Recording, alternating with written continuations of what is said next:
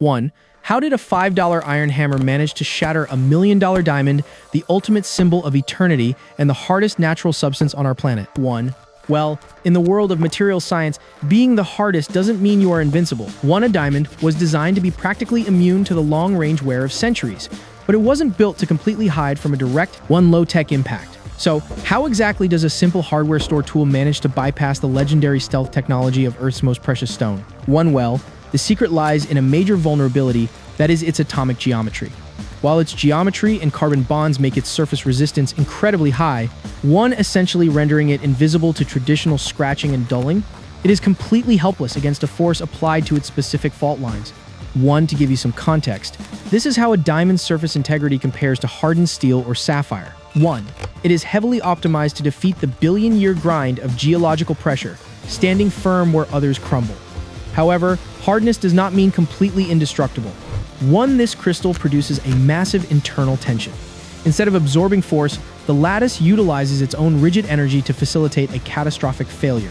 1. The answer is a design hole known as a cleavage plane. Because these internal structures emit no energy or warning themselves, 1. The diamond would not alert the owner that it was being targeted by a lethal strike, in the same way a radar lock would warn a pilot. 1. But how did the hammer find this flaw? And tight Sao, the diamond failed to execute any structural defense. Once that iron makes contact, the dynamic of the physics changes to a race of force in crystal planes. 1. We are going inside the atomic structure to see how the world's toughest material actually has a lethal Achilles heel. To give you some context, we need to talk about the hierarchy of materials. In the civilian world, we use the word strong as a catch-all term. But in the theater of high-stakes physics, strong is a vague and dangerous generalization. To truly understand why the diamond failed, we have to distinguish between hardness and toughness. Think of hardness as the diamond's version of the F-35's radar-absorbing materials. It's an elite defense against friction and surface penetration. On the Mohs scale, the diamond is a 10, a perfect score. It is heavily optimized to defeat any intruder attempting to leave a mark on its surface. Whether it's steel, sapphire, or titanium, they all fail to penetrate the diamond's exterior defenses. Essentially, its surface is invisible to the threat of wear and tear. But hardness is not a shield against kinetic energy. This is where toughness enters the fray. Toughness is the ability to absorb energy and deform without fracturing. And this is the diamond's greatest vulnerability. If hardness is radar stealth, toughness is the ability to survive a physical shrapnel blast. While a piece of soft iron, the hammer is incredibly low on the hardness scale. It possesses a level of toughness that the diamond simply cannot match. The iron can bend, it can absorb the shock of the impact and distribute the energy throughout its metallic bonds. The diamond, however, is a prisoner of its own perfection. Look at the atomic map of a diamond. Its carbon atoms are locked in a rigid, three-dimensional tetrahedral lattice. Every atom is bonded to 4 others, in a masterpiece of covalent geometry. This makes the structure incredibly stiff, which is exactly what you want for a cutting tool, but it's a death sentence for an object under a sudden violent load. We call this a perfect but conservative atomic architecture. It's a system that refuses to compromise. It does not bend, it does not yield. It simply holds its ground until the pressure exceeds its threshold. And then, it undergoes a total systemic shock. This is the glass castle metaphor. Imagine a fortress built of the most expensive, unscratchable glass in existence. You can throw sand at it, scrape keys against the walls, and even fire small caliber rounds that might just bounce off the surface. From a distance, it looks like an impenetrable bunker. But the castle has a secret. Its walls are under immense internal tension. It is a rigid, brittle system. If you know exactly where the structural joints are, the cleavage planes, you don't need a massive payload to bring the whole thing down. A single, precisely placed strike from a low-tech hammer is enough to cause the entire architecture to disintegrate into a million razor-sharp fragments. In the world of professional gem cutting, we don't just see a stone, we see a target. We identify these vulnerabilities with Maha precision. To a master diamond cutter, those cleavage planes are the doors that allow us to kick our way into the stone's internal structure. But how do you cut the hardest material on Earth? You use its own firepower against itself. We use what we call the silent assassins of the laboratory, diamond dust. These are tiny, microscopic fragments of the diamond's own kind, mounted on high-speed saw blades or grinding wheels. It is a war of attrition at the molecular level. These passive sensors, the individual grains of diamond powder, scan the sky of the crystal for any structural anomalies or weaknesses. Because the diamond warning receivers don't detect a threat from its own material, we are able to grind away at the stone undetected. We are essentially using a squadron of tiny F-35s to dismantle a larger one.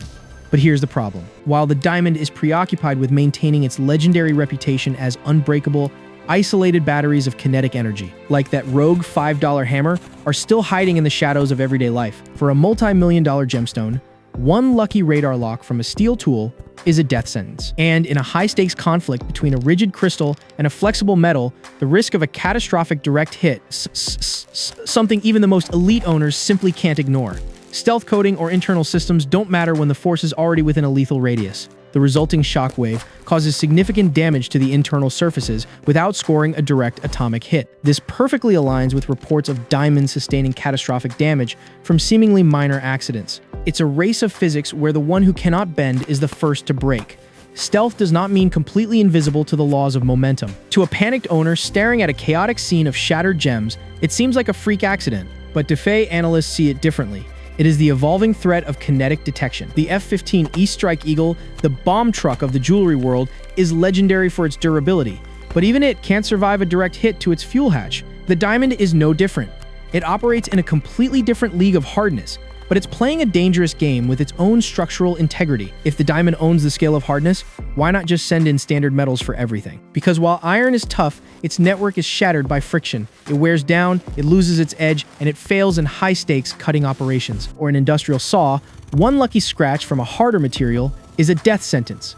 In a high-stakes manufacturing conflict, losing an edge is a risk the Pentagon of Engineering simply won't take. But how did we manage to use this knowledge to strike back at nature? How did we use these atomic vulnerabilities to create something even more powerful? While Iranian air defenses, or in this case, the natural limitations of the Earth, were still up and running? To make this happen, we didn't just rely on local mines. We brought massive industrial cities right to the doorstep of the carbon atom. We started a campaign of synchronization that would collapse the old regime of mining forever. This was the birth of a mathematically choreographed assault on the very rules of geology. We are now entering the most dangerous stage of the war for the perfect material, and the timing is absolutely critical. Once the missiles are released from our industrial reactors, there is no turning back. We are hunting for perfection, and we are setting a brilliant trap to catch it. To understand how we finally achieve near total air superiority over the natural diamond, we have to look at the synchronization of Operation Lab Grown. To understand how we finally achieve near total air superiority over the natural diamond, we have to look at the synchronization of Operation Lab Grown. This is a unique hybrid between high-end physics and industrial choreography. It doesn't just replicate nature, it optimizes it, bypassing the jet-age vulnerabilities of natural stones entirely. It flies past the billion-year limitations of geological accidents. In massive industrial facilities, we have established floating cities of technology, thousands of reactors humming in unison like the engines of a carrier strike group, bearing down on a target. At hour zero, the first wave of the attack begins. This is HPHT, high pressure, high temperature. In this theater of operations, we are recreating the center of the Earth in a space no larger than a soda can. But the pressure we are talking about is terrifyingly complicated. Imagine the weight of two massive aircraft carriers, the USS Abraham Lincoln and the USS Gerald R. Ford, bearing down on a single square inch. That is the pressure required to force carbon into its diamond state. We combine this with temperatures exceeding 2,000 degrees Celsius, hotter than the rocket motor of an incoming missile. But here's the genius of it. The synchronization must be mathematically choreographed. Military planners rely on a tactic called time on target, and here, we use it at the molecular level. Look at this tactical map of the crystal lattice. You have carbon atoms firing from every direction at once. Everything, the pressure, the heat, the carbon flow, must impact the seed crystal at the exact same second. If the timing is off by a fraction, if the pressure drops for even a moment, the munitions of the experiment fail. The carbon rejects its orders and turns back into worthless, unorganized graphite. It is a total systemic shock to the system, designed to collapse the chaos of nature instantly. Once those munitions hit, it is pure shock and awe. We are injecting data directly into the structure of the stone, removing the cleavage vulnerabilities and inclusions that nature left behind. But we don't stop yet. 30 minutes past hour, while the HPHT reactors are still impacting, we launch the silver bullets of the engineering world, chemical vapor deposition, or CVD. With the door kicked wide open by plasma technology, we begin the molecular level assault. Inside a vacuum chamber, we use a highly advanced mix of microwave radiation and methane gas. Coordinated from the space of the chamber to the ground of the diamond seed, it's like a squadron of stealth fighters slicing through the airspace completely undetected. We are growing the stone layer by layer, atom by atom, with robotic precision. To a panicked natural diamond operator staring at a chaotic radar screen of the market, these CVD stones look exactly like their billion-year-old counterparts. They have possible raptor-level purity, but under the radar of a microscope, they are far more lethal. This incident challenges the long-held doctrine that natural stones are the only ones that hold true value. Ultimately, the natural diamond's monopoly wasn't just suppressed, it was completely dismantled by this electronic assault of engineering, because these lab-grown fighters have a huge firepower. The ability to create super diamonds. By adjusting the atomic dopants, essentially the weapon systems of the molecule, we can create stones that are 50% harder and significantly tougher than anything found in a mine.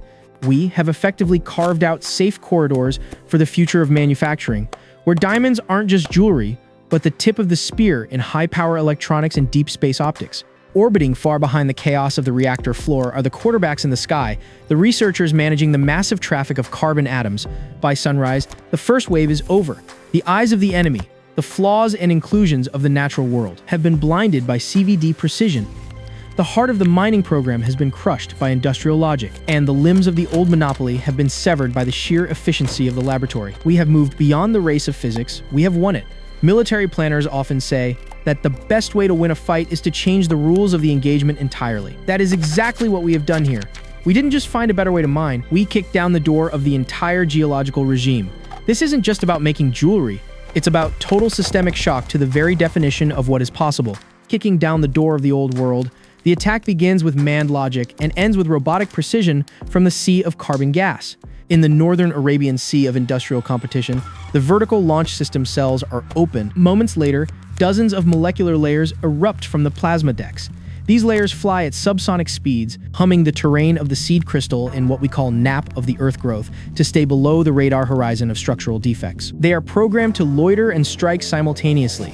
Their warheads slam into the ES-300 and S-400 equivalent flaws of the natural world, creating the integrated system of impurities and effectively carving out a future for the pilots of industry who are minutes behind them. 30 minutes past hour, while the CVD plasma is still impacting, the silver bullets of the laboratory are already deep inside the theater. These are the B2 Spirit equivalent stones, the flawless, high-toughness diamonds. With the old defense network fractured by precision engineering, the path is now clear. Now comes the strategic sites, like high-power laser bunkers, which can be protected by these Spirit-level diamonds. Launching from bases in specialized labs, squadrons of F-15E equivalent industrial applications war into the theater. These are the bomb trucks of the operation. Each application is heavily laden with the power of the hardest material in the universe. While the B2s hit the deep problems of high-energy physics, the F-15s hunt the mobile targets of everyday technology. Their AESA radars scan the ground for ballistic missile launchers, or in our case, the cooling needs of high-speed microchips. Once they are Winchester, out of ammo or low on carbon, they don't go home yet. They connect to the tanker common launch tube of the supply chain, taking on thousands of pounds of jet fuel equivalent energy before turning back for a second sortie. By sunrise, the battlefield has changed forever. We make original diamonds from scratch, animated by humans who understand the mathematically choreographed precision of the universe. This isn't just a breakdown, it's a total systemic shock to the old way of thinking. The eyes of the enemy air defense, the myths of natural superiority have been blinded. The heart of the old world has been crushed by the B2s of technology, and the limbs of the old monopoly have been severed by the F-15s of industrial scale. We have achieved near total air superiority, and that brings us to the most terrifying, complicated part of this entire operation, the synchronization of our understanding. If you don't want your phone or your perception of the world to get compromised by the old radar screens of marketing, you need a frontline defense. You need to understand the race of physics, because while the US and Israeli equivalent engineering owns the sky, the war for truth is just entering its most dangerous stage. Ultimately, understanding the Achilles heel of a diamond doesn't make it less precious, it makes us smarter. It challenges the long-held doctrine that any system is indestructible and highlights that even the most legendary structures of the natural world have a point of failure if you know where the tactical fault lines lie. This journey from a shattered stone to an engineered masterpiece perfectly aligns with our mission here, because while the world sees an invincible bomb truck, we see a highly optimized but fragile architecture that requires the right operational protection. Every perfect system, no matter how armored, stealthy, or invisible it claims to be, has a hidden vulnerability that can be exploited by the right kinetic strike. The goal of this breakdown was to overwhelm the decoys of common knowledge and force you to chase the logic of the universe instead. Think of your own digital or physical security in the same way. In a high-stakes conflict, own lucky strike on an isolated battery is a death sentence the Pentagon of your own life won't take. We are a small team of 3 people who create these animations and breakdowns from scratch, dedicated to decoding the world's most complex engineering mysteries. We hunt down the myths foolish enough to turn their systems on and dismantle them with mathematically choreographed precision. Subscribe and join our squadron today so you don't miss the next technical surgery. By the time the munitions hit the eyes of the enemy, ignorance will be blinded. Stay sharp.